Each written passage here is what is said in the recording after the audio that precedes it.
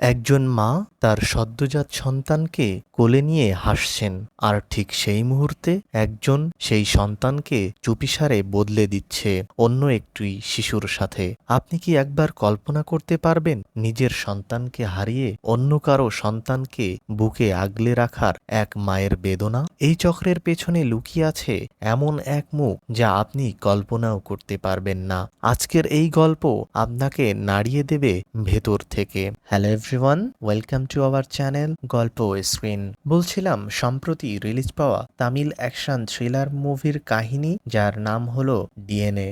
গল্পটি শুরু করার আগে আপনাদের কাছে রিকোয়েস্ট থাকবে, আপনারা যারা নতুন তারা অবশ্যই আমাদের এই চ্যানেলটিকে সাবস্ক্রাইব করে রাখবেন, যাতে পরবর্তীতে কোনো মুভি এক্সপ্লেনেশন এলে সাথে সাথেই আপনারা জানতে পারেন। চলুন মূল গল্প শুরু করা যাক। গল্পের শুরুতে আমরা দেখতে পাই 2014 সালে একজন ক্লাউড আর্কিটেক্ট হাসপাতালের জন্য মেডিকেল রেকর্ড ডিজিটাইজ করার জন্য সফটওয়্যার তৈরি করেন। ক্লান্তিকর দিন কাটানোর পর তিনি গাড়ি চালিয়ে বাড়ি ফেরার জন্য বেরিয়ে যান। তবে মাথা ঘোরার কারণে তিনি দুর্ঘটনাক্রমে একটি দম্পতি এবং একটি শিশুকে বহনকারী একটি বাইকে ধাক্কা দেন। একটি হাসপাতালের অ্যাম্বুলেন্স চালক রাজেন্দ্রন ঘটনাস্থলে পৌঁছে ভারতরাজনকে চিনতে পারেন, যাকে তিনি সকালে দেখেছিলেন। একসাথে তারা গুরুতর আহত দম্পতিকে উদ্ধার করে হাসপাতালে নিয়ে যান। ভারতরাজনকে আইনি পরিণতি থেকে রক্ষা করার জন্য রাজেন্দ্রন পুলিশকে বলেন যে এটি একটি হিট অ্যান্ড রান দুর্ঘটনা ছিল। এদিকে একজন শোকাহত বাবা জানতে পেরে ভেঙে পড়েন যে তার সন্তান মৃত অবস্থায় জন্মগ্রহণ করেছে। বাবার যন্ত্রণায় উদ্বিগ্ন ভারতরাজন এবং রাজেন্দ্রন তাদের উদ্ধার করা শিশুটিকে তার কাছে দেওয়ার সিদ্ধান্ত নেন। বাবা অত্যন্ত আনন্দিত হন এবং রাজেন্দ্রন স্বস্তি বোধ করেন যে তিনি ভারতরাজনকে ঝামেলা থেকে বাঁচাতে পেরেছেন। কিন্তু ভারতরাজন বিশ্বাস করেন যে যত দেরি হোক না কেন শেষ পর্যন্ত ন্যায় বিচার পাওয়া যাবে।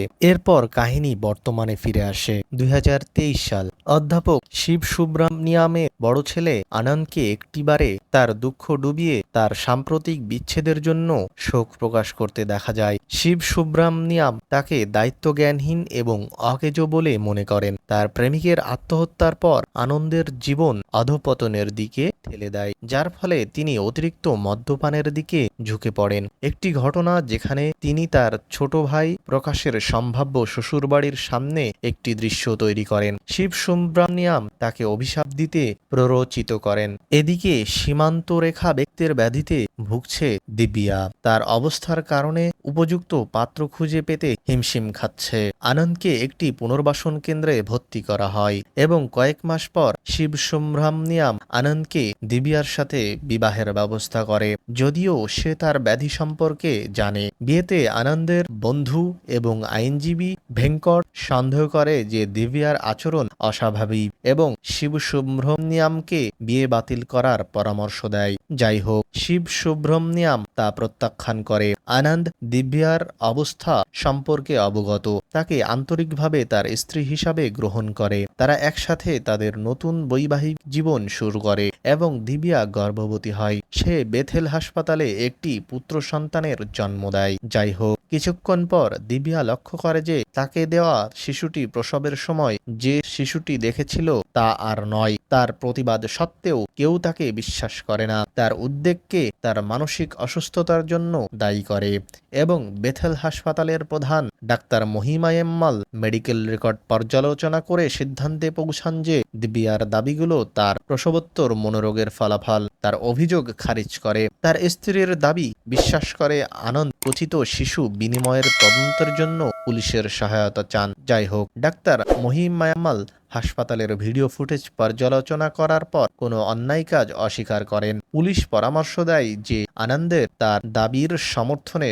সুনির্দিষ্ট প্রমাণের প্রয়োজন। ভেঙ্কটের সাহায্যে আনন্দ একটি ব্যক্তিগত ডিএনএ পরীক্ষা করেন, যা নিশ্চিত করে যে তারা যে শিশুটির যত্ন নিচ্ছেন তা তাদের নয়। মামলাটি সাব ইন্সপেক্টর চিন্মাস্বামীর উপর ন্যস্ত করা হয়, যিনি 3 সপ্তাহের মধ্যে অবসর নিতে চলেছেন। তদন্ত শুরু হওয়ার সাথে সাথে আনন্দ এবং চিন্মাস্বামী বিভিন্ন সূত্র অনুসরণ করে যার মধ্যে একটি নরবলি স্থানও রয়েছে। কিন্তু আনন্দ একটি শিশুকে উদ্ধার করে যা তার নিজের নয়। তারা ডাক্তার পুনিঠাবতী, রাজশেখর এবং নার্স শৈলজার সাথেও সাক্ষাৎকার নেয়, কিন্তু কোনো সূত্র খুঁজে পাওয়া যায় না। তাদের তদন্ত তাদের একটি কারাগারে নিয়ে যায়, যেখানে তারা একজন আসামির সাথে দেখা করে যে তাদের গজায় নিয়ে যায়। তারা হাসপাতালের সিসিটিভি ফুটেজ পরীক্ষা করে, যেখানে চিন্মাস্বামী 20 সেকেন্ডের অসঙ্গতি লক্ষ্য করে এবং আনন্দ একজন বয়স্ক মহিলাকে দুটি পাটের ব্যাগ বহন করতে দেখে, যার মধ্যে একটিতে একটি শিশু থাকে। আনন্দ সেই মহিলাকে অনুসরণ করে, যিনি শিশুটিকে শেখরের হাতে তুলে দেন। আনন্দ শেখর এবং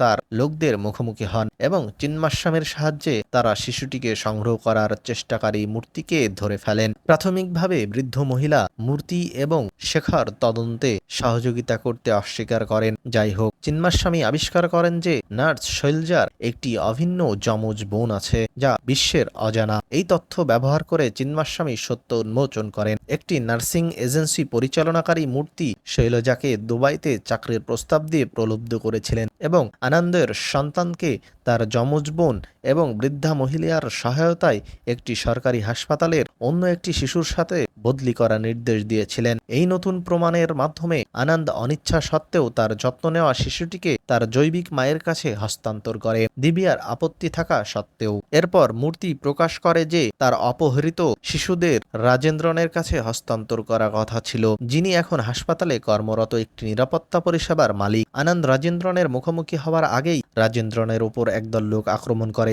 আনন্দ তাকে বাঁচাতে হস্তক্ষেপ করে, কিন্তু আনন্দকে মদ খাওয়ানোর পর গুন্ডারা রাজেন্দ্রনকে হত্যা করে। আনন্দ সন্দেহ করে যে গজার লোকেরা রাজেন্দ্রনের হত্যার সাথে জড়িত। খুনিদের গায়ে একই রকম ট্যাটু দেখে। আনন্দকে গাজার লোকেরা মারধর করলে তার সন্দেহ নিশ্চিত হয়। এক তীব্র লড়াইয়ে আনন্দ গজার লোকদের পরাজিত করে এবং গজা প্রকাশ করে যে রাজেন্দ্রনকে হত্যা করার জন্য তাকে বরদরাজন ভাড়া করেছিল। গজার প্রকাশ বরদরাজাননের অতীতের উপর আলোকপাত করে।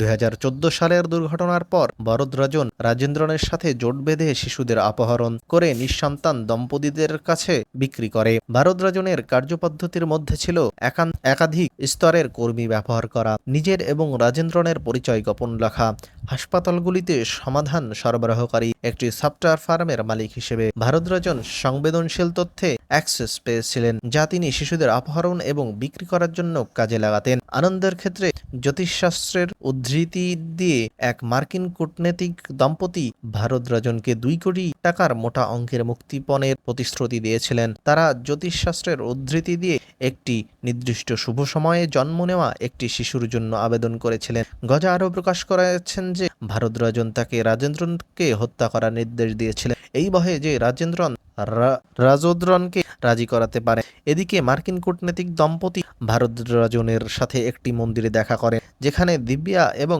আনন্দ এসেছিলেন। দিব্যা তৎক্ষণাৎ দম্পতির কোলে থাকা তার শিশুটিকে চিনতে পারে এবং আনন্দকে জানান। আনন্দ তাদের মুখোমুখি হন, ভারতরাজনকে মারধর করেন এবং তার শিশুটিকে উদ্ধার করে। রাজেন্দ্রনের ছেলে তার বাবার হত্যার প্রতিশোধের জ্বালায় ভারতরাজনকে ছুরিকাঘাত করে হত্যা করে।